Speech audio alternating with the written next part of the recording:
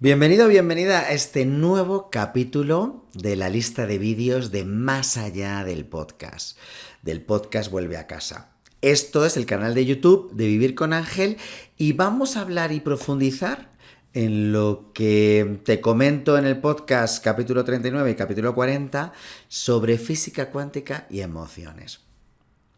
El sentido que tiene Más allá del podcast es poder profundizar en aquellas cosas que en un podcast de audio no te puedo mostrar. Así que vengo a traerte un montón de documentación que quiero mostrarte porque me parecen que son documentos interesantes para completar la información del capítulo 39 y el capítulo 40 de Vuelve a casa.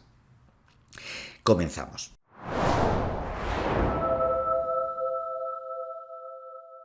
Mi nombre es Ángel López, me dedico a la consultoría, mentoría, formación en temas de gestión emocional, liderazgo y mindfulness en las organizaciones.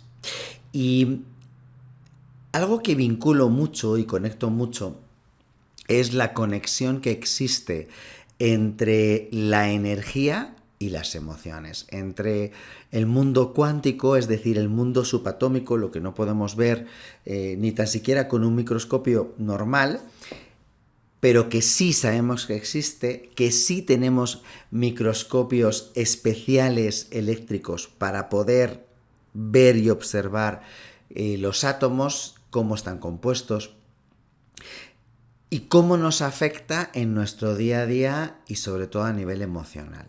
Fíjate que en el capítulo 39 hacía un pequeño o grande, no sé muy bien, porque creo que se me fue de las manos a nivel tiempo, al final fueron 30 minutos creo que dura ese capítulo del podcast de Vuelve a casa, donde te hablo de la física cuántica, de un montón de cosas que aprendí en un curso que te recomiendo desde ya, que es el curso de María Victoria Fonseca, catedrática en física nuclear por la Universidad Complutense de Madrid, que lo explica espectacular.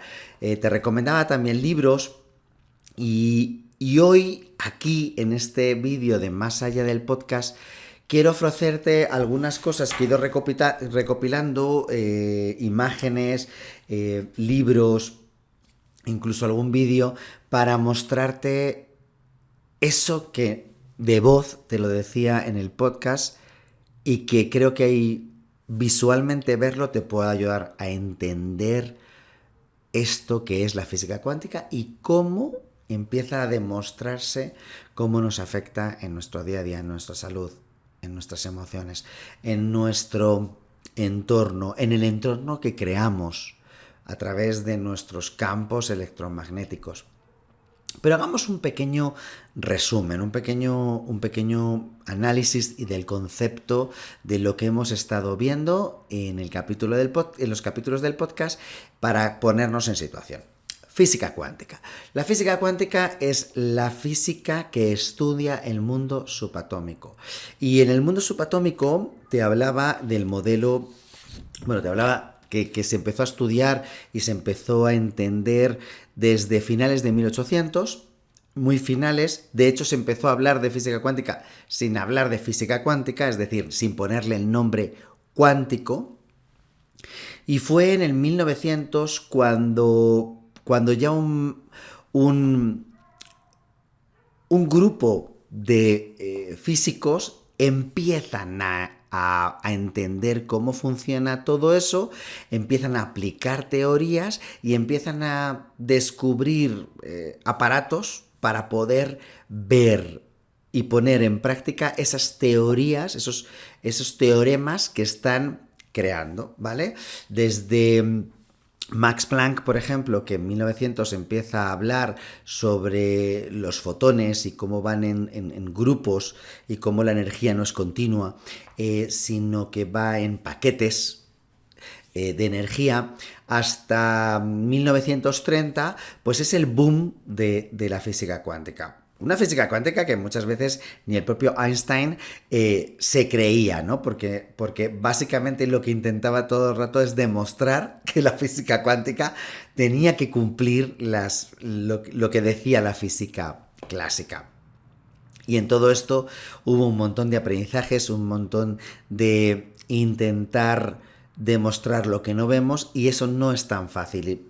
Estos genios que tenemos a nuestro alrededor, estos físicos cuánticos que, bueno, pues con esas mentes tan privilegiadas nos han mostrado, nos está permitiendo entender cómo funciona la vida, cómo funciona el universo, cómo funciona el todo. Desde el Big Bang, de la creación del universo, hasta la posible extinción del universo. Y nos realiza preguntas de si ha habido un nacimiento del universo, si ha habido un Big Bang del universo, ¿quién provocó esto? Esa teoría de la existencia de Dios. Se ven un montón de cosas que a mí me parecen fascinantes y que quiero mostrarte de una forma gráfica eso que te hablaba en los capítulos del podcast 39 y 40.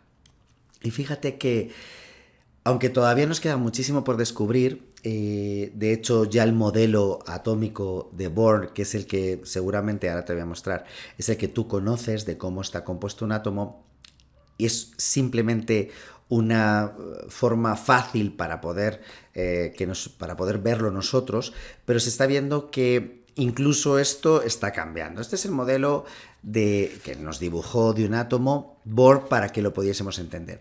Y hay algo que es muy interesante que comento en el podcast y que creo que aquí gráficamente lo puedes ver y te lo puedo mostrar. Esto es un átomo que seguramente lo viste en tus clases de ciencias cuando eras pequeño. Pero fíjate que el núcleo está compuesto por neutrones que tienen una carga neutra y protones que tienen una carga positiva. Y alrededor de ese átomo, alrededor de ese núcleo del átomo, están orbitando una serie de electrones, electrones que tienen carga negativa. Fíjate que él lo dibujó así, pero esto no está a escala. Vamos a imaginarnos que la escala real sería el tamaño del Santiago Bernabéu, el campo de fútbol. Vamos a imaginar que en el centro del campo ponemos un alfiler, ese sería el núcleo con sus neutrones y protones, y alrededor de las gradas, a esa distancia, estarían orbitando los electrones. Electrones que pueden estar como mucho, 1 en una órbita, 2 máximo en una órbita. Fíjate que es algo muy interesante, que este espacio, que aquí parece poco, pero te he puesto el caso del Santiago Bernabéu, que tiene 100 metros por 60 y algo de ancho, o sea, imaginaos los tamaños de los que estamos hablando, todo el resto es vacío. Es vacío lo que hay entre el núcleo del electrón y las órbitas de los protones, de los electrones, orbitando alrededor del núcleo. Hay un montón de vacío. Te decía que por qué entonces me mantengo en esta silla y no me caigo, si estamos compuestos de átomos, todos somos átomos. Por lo tanto, si todos somos átomos, todos estamos compuestos de todo esto que te estoy mostrando, pero también, especialmente, estamos compuestos de vacío. Pues no nos caemos porque mis electrones con signo negativo y los de la silla en signo negativo se repelen y por tanto no permiten que se junten, no hay fusión. Por eso es tan importante empezar a conocer este tipo de cosas que nos va a permitir entender cómo funciona la vida. Ya podemos ver los átomos en esos microscopios que te decía, y especiales diseñados para en vez de ver por luz, ver a través de energía, a través de propios electrones, chocando contra otros electrones, nos dan una imagen, una representación de cómo son. Y estos átomos serían como masas de luz, masas de campos magnéticos moviéndose, porque los átomos tienen carga magnética. Claro, carga magnética porque además tienes unos electrones orbitando a unas velocidades alrededor de ese núcleo y por tanto eso va a generar un campo electromagnético. Y nosotros al final, pues como estamos compuestos de trillones y trillones de átomos, tenemos un campo electromagnético a nuestro alrededor. Y fíjate que a mí me parece importante que Todo esto que te hablo de premios Nobel y te hablo de físicos cuánticos, pues no está tan alejado de lo que han dicho muchos seres de luz, por decirlo de alguna manera, maestros espirituales, como fue Buda, como fue Jesucristo, ¿no? Como fue muchos de los yogis que tienen en la India, como ellos también hablaban de la energía, como la acupuntura china nos habla de esos canales energéticos que tenemos en el cuerpo. De hecho, muchas de las prácticas que utilizamos Rebeca y yo para la sanación tienen que ver con posturas que lo que hace es presionar determinados puntos energéticos dentro de nuestro cuerpo para poder sanar determinados traumas o emociones que están ancladas, que están ahí sin sanar. Somos energía. Eso es lo que principalmente me gustaría que te quedases de estos capítulos del podcast y con este vídeo.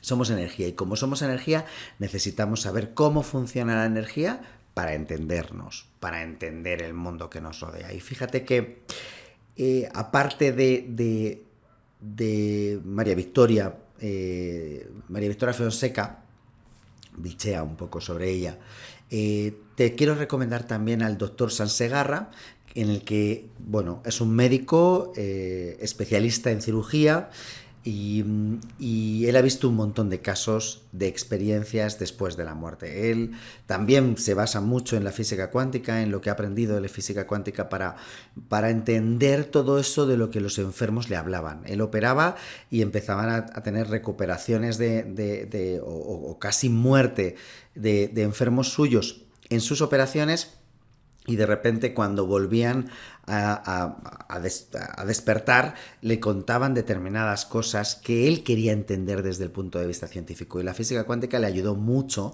a entender esto. Doctor Sansegarra.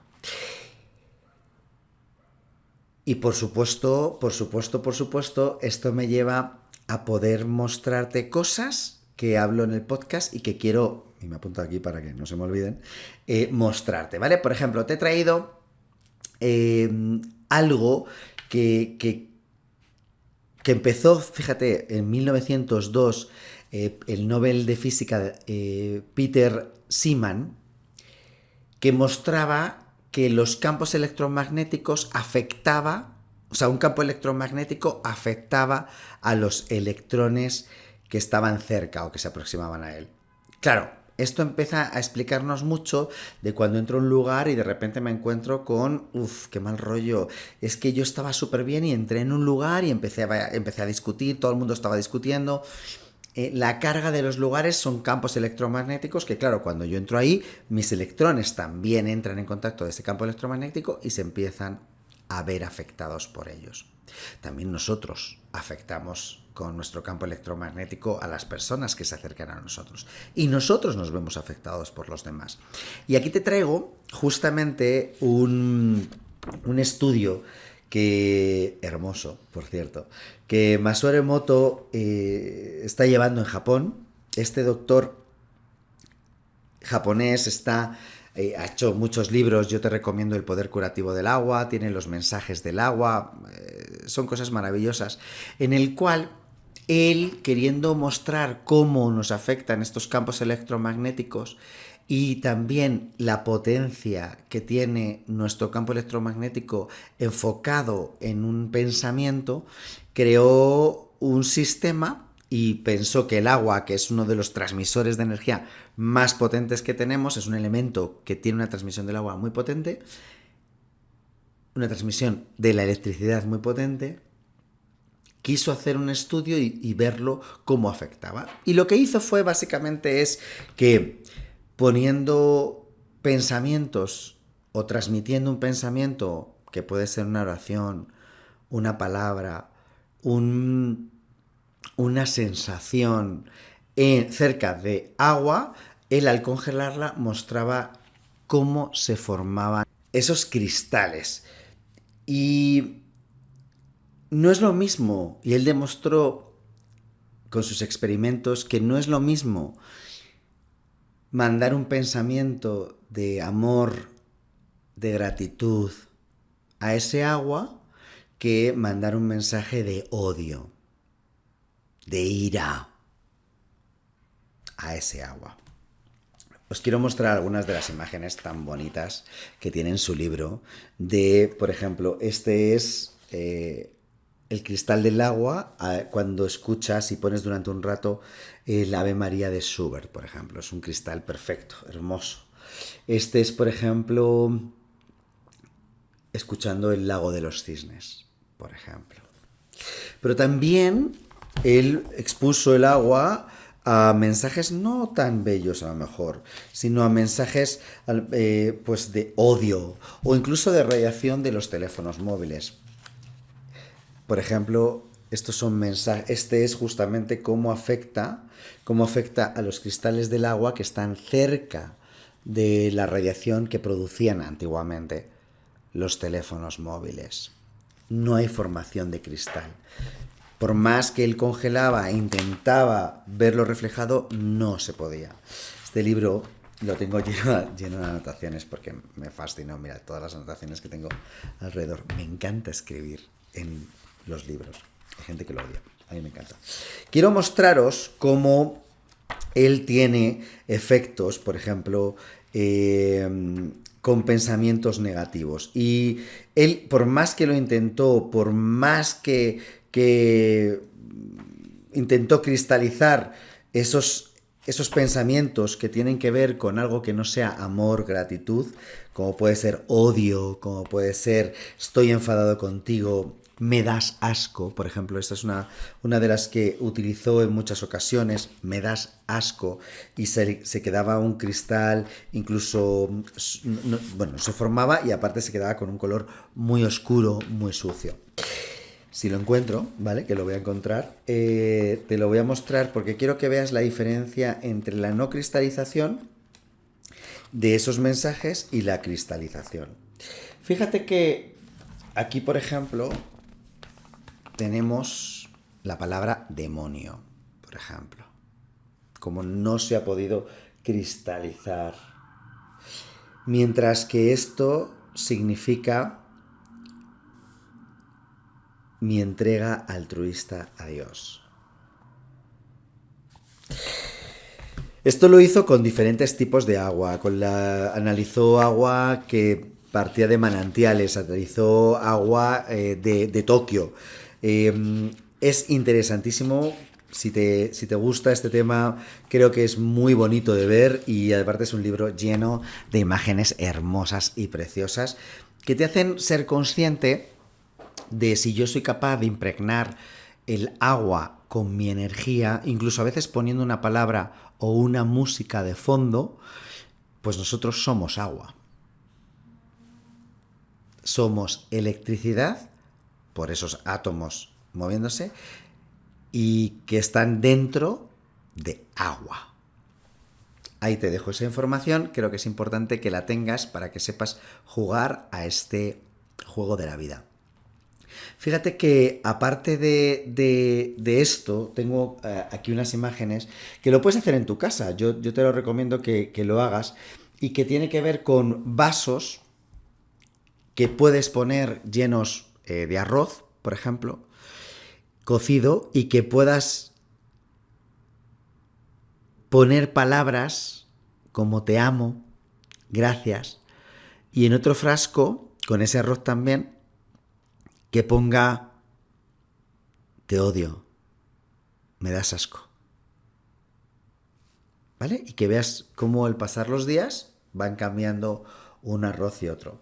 Te traigo otro experimento, que este es mío. Yo cada vez que tengo una ganesa, bueno, sabéis que yo tengo muchas deidades a mi alrededor. ¿Por qué? Porque tienen una energía, mira, aquí tengo mi Buda.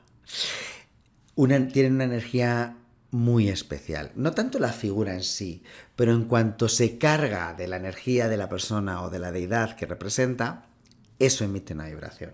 Y es algo muy curioso si tienes alguna Ganés, que es la diosa hindú, o dios hindú, porque no tenemos muy claro el sexo de la diosa, es el dios o diosa mitad elefante, mitad humano, que tienen los hindúes. Te recomiendo mucho que pongas una manzana verde detrás. Yo empecé a utilizar este método porque sentía como que la vibración de la figura encajaba muy bien con el de la manzana. Experimento que ya hablaré de otro día. Te recomiendo que lo pongas detrás de la figura y veas cómo no envejece la manzana. Es algo que me deja alucinado. No sé si tal vez solo me pasa a mí, también lo he probado con algunos de mis amigos que les he dicho, haz también tú el experimento, a ver si funciona, y les funciona exactamente igual. Es muy interesante. Vas a ver esta manzana verde, que como ves está perfecta, tiene un mes de estar detrás de ella. Quería esperar para traerlo, para mostrártelo también. Pruébalo, no tienes por qué creer nada. Siempre digo lo mismo, prueba todo lo que te digo y luego saca tus conclusiones. Otro experimento de que también te hablaba en mi podcast y que te quiero traer algo pues visual para que puedas ver en qué me baso, es el experimento de René Peog. ¿En qué consiste el experimento de René Peog? Consiste en, o él intentaba demostrar, y para eso hizo este experimento, que fue el proyecto final para su doctorado, su tesis doctoral, y en el que demuestra que creó un aparato, lo hizo con un compañero suyo, un aparato que lo que hace es, esto es un robot, que lo que hace es moverse de forma aleatoria, igual que se moverían o se mueven las partículas en un entorno. Se ha demostrado que la entropía, que no deja de ser esa posibilidad de ocupar de forma aleatoria todos los espacios donde se mueven las partículas y llenan el espacio de forma completamente aleatoria, completamente caótica, en el sentido de que es muy difícil marcar una tendencia de cómo va a ser. Lo único que sabemos es que dentro de ese caos lo que va a hacer es llenar toda la materia, ¿vale? Si las partículas dentro de una caja de zapatos, pues lo que va a llenar es todo lo que es el espacio de esa caja cerrada de nuestro cuerpo, pues el volumen y la materia limita este espacio, mi cuerpo, y dentro se van a expandir todas las partículas que tengo, ocupando todo el espacio posible. Lo que hace René Peog, y es lo interesante, es que quiere demostrar cómo el pensamiento y las emociones, porque es pensamiento, emoción, acción, cómo influyen en la materia, ¿vale? Y para eso crea este robot con un colega, y este robot lo que va a hacer es con un lápiz abajo va a ir dibujando todos los movimientos que va a realizar, y su función es completamente aleatoria, va a moverse de forma aleatoria. Y hay un polluelo aquí. ¿Qué significa este polluelo? Pues él lo que hizo fue, para su experimento, vosotros, me imagino que tú sabes que los polluelos cuando nacen empiezan a seguir o entienden que es su mamá aquello que ven por primera vez nada más salir del cascarón, y se mueve.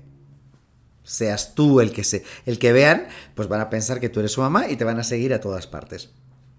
Entonces él pensó que si podía mostrar cómo funcionaba este aparato sin los polluelos, esto es el dibujo que está y que dibujó este aparato, iba dibujando de forma aleatoria, cumpliendo eso que marca la física cuántica, que al final pues va a rellenar de forma aleatoria y caótica, pero va a cubrir todo el espacio a pintar de forma completamente aleatoria.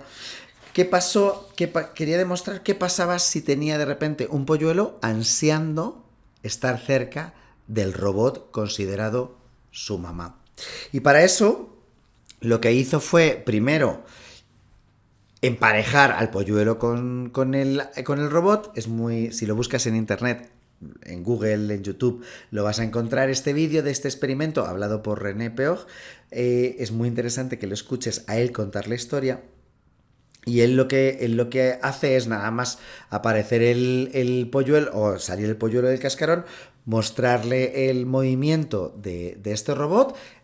Ya se quedan enganchados robot polluelo, separa el polluelo, lo pone en una jaula y empieza a dejar que el robot empiece a pintar, esta vez con la presencia del polluelo.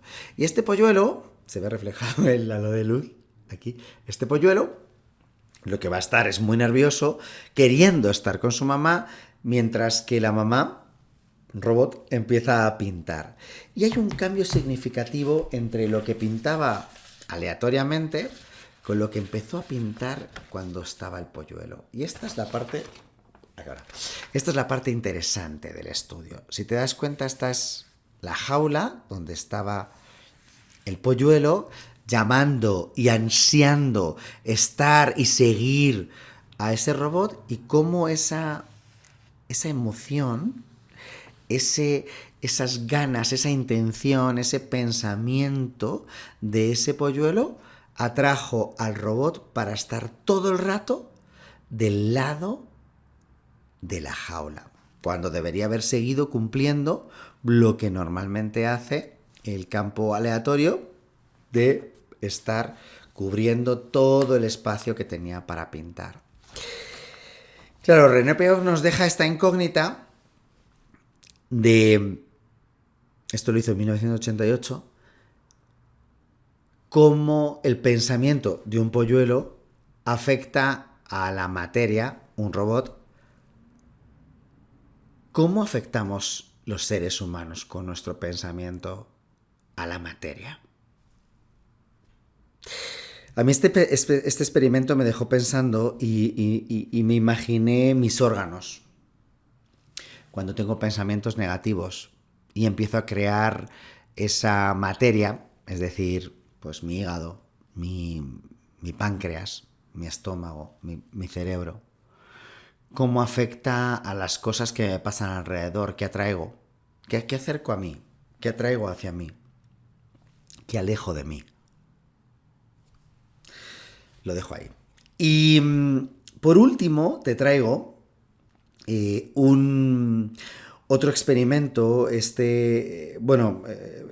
persona, este doctor, se llama David Hawkins, hizo millones de ensayos, bueno, no sé si millones, pero miles de ensayos para preparar y crear su escala vibracional de las emociones con una frecuencia. Es una frecuencia logarítmica, es decir, no es lo mismo la diferencia entre 200 y 300 que entre 300 y 400. Es decir, es logarítmico el crecimiento, por lo tanto el impacto es muchísimo más grande. Y él habla de cómo el estar en una consciencia emocional permanente, no un ratito, sino que permanentemente te encuentras en diferentes frecuencias emocionales, es una constancia, una consciencia que él llama consciencia de las emociones, pues nos puede afectar a la enfermedad o nos puede afectar a la salud.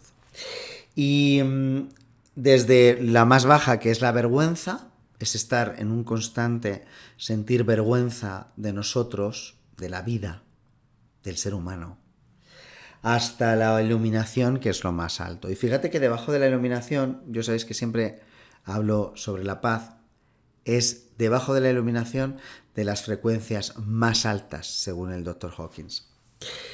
Él tiene un libro que se llama El poder y la fuerza, donde habla de este mapa de la consciencia y cómo afectan las emociones, estados emocionales permanentes, cómo nos afecta en nuestra vida.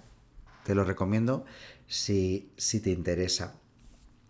Para mí lo más importante es que empecemos a entender que si somos energía tenemos que saber perfectamente cómo funciona la energía. Buda, si algo repetía todo el rato, es que uno de los grandes pecados capitales es la ignorancia.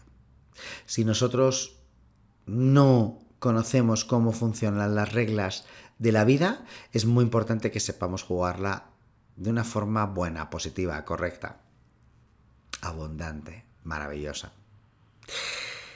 Te invito a que bichees sobre todo esto en en diferentes medios, busca información si te interesa y coméntamelo, háblame, escríbeme. Lo puedes hacer a través de mi Instagram Vivir con Ángel o a través de este medio. Espero que haya aportado un poquito más a ese capítulo 39 y 40 de mi podcast Vuelve a casa y seguimos generando más paz, menos sufrimiento y más plenitud. Un abrazo. Hasta pronto.